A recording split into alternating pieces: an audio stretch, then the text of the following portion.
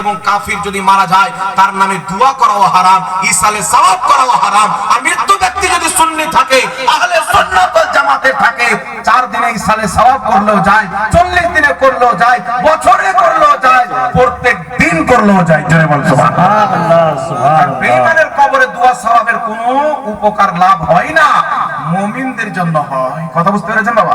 আল্লাহ পাক বুঝার তৌফিক দান করুন। দু একটা প্রশ্ন এসে উত্তর দিয়ে দিচ্ছি আর কয়েকটি কথা বলে বক্তব্য শেষ করে দেব। একটি বক্তব্য হচ্ছে বড় পীর আব্দুল কাদের জিলানী ওলিকে না মানলে কি হবে। আর একটি প্রশ্ন হচ্ছে উনি কি মুর্দা জিন্দা করতেন, কথাটি কি সত্য? উনি কি মায়ের পেটে 18 পারা কোরআন মুখস্থ করেছেন, কথাটি কি সত্য? এই কয়েকটি বক্তব্য দিয়ে আমি আমার বক্তব্য শেষ করে দিব। কারণ কিছু গাঁজাখোর বেরিয়েছে, ওরা গস পাখির কারামত কেউ মিটাতে চায়, আছে না?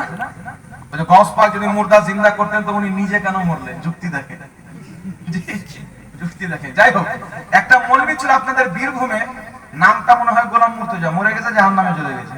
নামটা হয়তো আপনারা অনেকে শুনে হবে। এই বক্তব্যের মধ্যে বলছেন নবী যদি গায়েব জানতেন তো উনার দাঁত ভাঙা হবে যুদ্ধের ময়দানে, উনি গেলেন কেন? এর মানে গায়েব জানেন না? আল্লাহ পাক কোরআন পাকে বলেছেন যে ব্যক্তি আল্লাহ আল্লাহ রাসূলকে কষ্ট দিল, লানাহুমুদ দুনিয়া ওয়াল আখিরাত, দুনিয়া আখিরাতে তার প্রতি লানাত। আল্লাহ নবীকে কষ্ট দিল, তাহলে নবীকে কষ্ট দিতে পারে, উনি মানুষ, আল্লাহকে কষ্ট দিতে পারে?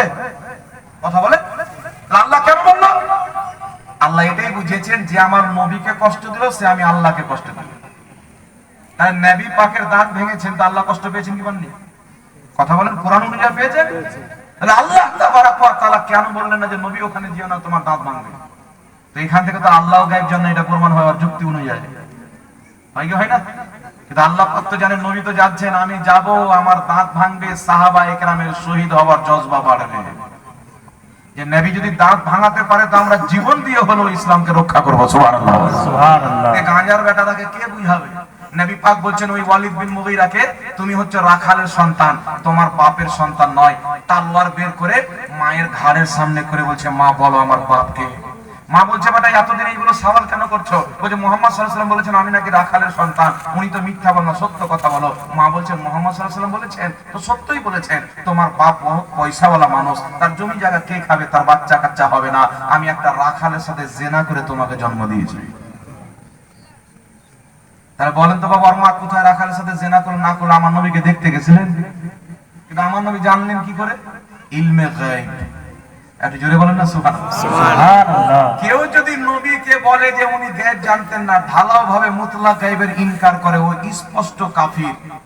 আর যেইগুলো আয়াত আছে আল্লাহ ছাড়া কেউ গায়ব জানে না, আল্লাহ না জানাতে পৃথিবীর কেউ গায়ব জানে না, নবীও জানে না। কিন্তু আমাদের নবী আল্লাহর জানাতে গায়ব জানে, এটা যে অস্বীকার করবে ও কাফির, মুসলমান থাকতে পারে না। কারণ গায়ব না জানলে ও নবী হতে পারে না। নবী শব্দের অর্থ হলো আল্লাহ পাকের ইলহামে গায়বের সংবাদদাতা। জোরে বলেন সুবহানাল্লাহ, সুবহানাল্লাহ। কথা বুঝতে পেরেছেন? এখানে আরেকটা মাসলা শুনেন বাবা, আমি এক জায়গাতে বক্তব্য দিয়েছি নবী পাককে ভাই বলা চলবে না, নবী পাকের সম্মান বড় ভাইয়ের মতো করতে হবে, এটা বলা হারাম এবং বিদআত এবং নাজায়েজ, সমাতে কুফরিও হতে পারে। তো আমার বিরুদ্ধে কিছু ফুচকা মৌলবি বেরিয়েছে, সোশ্যাল মিডিয়ার মাধ্যমে রদ করতেও জানেন না। জাহাঙ্গীর সাহেব ডুগডুগি বাজাবে, ডুগডুগি বাজাবে, যেমন হিজড়াগুলি তালি মেরে টাকা চায় ওই রকম ভাবে বক্তব্য দেয়। না লেহেজা হয় না, কিছু আছে না মারদের মতন এইভাবে ফুটা দিয়ে দুটো মাথাতে, দেখেছেন? এইরকম কিছু মৌলবি আছে বাবা, দাড়ি আর মোট যদি না থাকতো আল্লাহর কসম কেউ চিনতে পারতেন না যে ব্যাটা ছেলে না বিড়ি খেলে। তলে গিয়ে মা বোনদের পাশে যদি বসে যেত তো চিনতে পারতো না যে ছেলে মানুষ। ওরাও মনে করতো আমারই হয়তো বান্ধবী বসে আছে। এইরকম মৌলবি সোশ্যাল মিডিয়াতে আছে। এই যে মাথায় ঘুমটা দেওয়া, বুখারী শরীফের মধ্যে হাদিস এসেছেন, আনাস বিন মালিক মিম্বারে চাপলেন খুতবা দেওয়ার জন্য জুমার দিন, দেখছেন বিভিন্ন সাহাবী মাথায় টুপি আছেন, টুপির উপরে এইভাবে চাদর দিয়েছেন। হযরত আনাস বলছেন তোমাদেরকে দেখে খাইবারের ইহুদিদের মতো লাগছে। খাইবারে যতগুলো ইহুদি এসেছিল তাদের মাথায় ছোট ছোট টুপি আর এইভাবে একটা ওড়না ছিল। আর এরা কি করেছেন জানেন? আমার নবী টুপি পরতেন, পাগড়ি পরতেন, দুটোই নবীর সুন্নাহ। ওয়াহাবিরা টুপি পরা বলছে ইসলামিক লেবাস, পাগড়ি পরা ইসলামিক লেবাস, পড়লে হবে না পড়লে হবে, আর এই ঘুমটাটাকে ফরজ মনে করে নিয়েছে। বুঝতে না? আমার তো মনে হয় স্ত্রীকে সালাম দিতে যায় রাত্রে তো ঘুমটা মাথায় দিয়েই যায়। আল্লাহ জাতিকে হেদায়েত দান করুক, সকল পড়ুন আল্লাহুম্মা আমিন। তো আমি বক্তব্য দিয়েছি যে নবী পাককে ভাই বলা যাবে না। তা আমার বিরুদ্ধে ভিডিও বানিয়েছেন। আল্লাহ কোরআন পাকে বলছেন প্রত্যেক মুমিন ভাই, নবী পাক বলেছেন কুল্লু মুমিনিন ইখওয়া, প্রত্যেক মুমিন ভাই।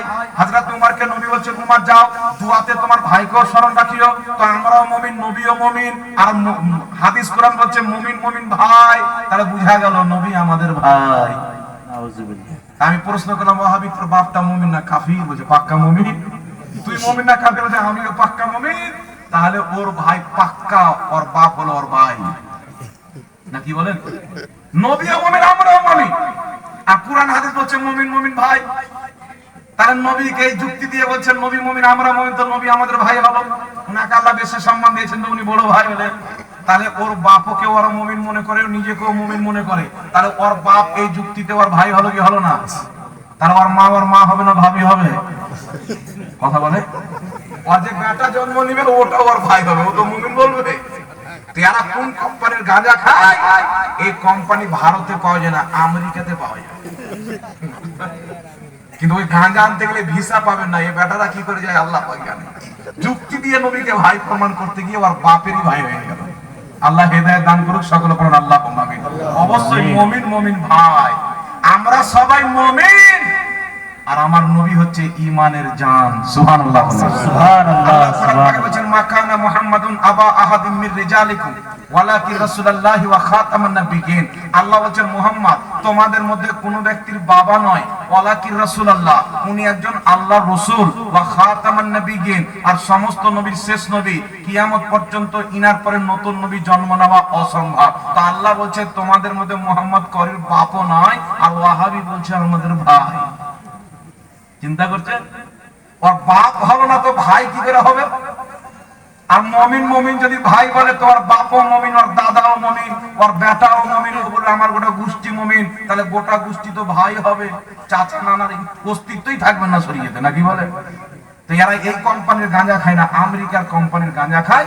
এদের ধুলাই শুধু বক্তব্যের মাধ্যমে হবে না, পুষ মাসের ঠান্ডাতে আর বলরামপুরের চৌমোহনী রাস্তাতে উলুঙ্গা করে ভোরের টাইমে 2 ঘন্টা রেখে কাঁচা কঞ্চি মেরে পাছাতে লাল করেন, দেবী বলবে।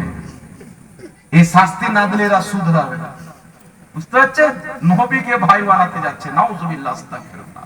আল্লাহ হেদায়েত দান করুক, সকলে পড়ুন আল্লাহুম্মা। যাই বাবা, বেশি বললাম না।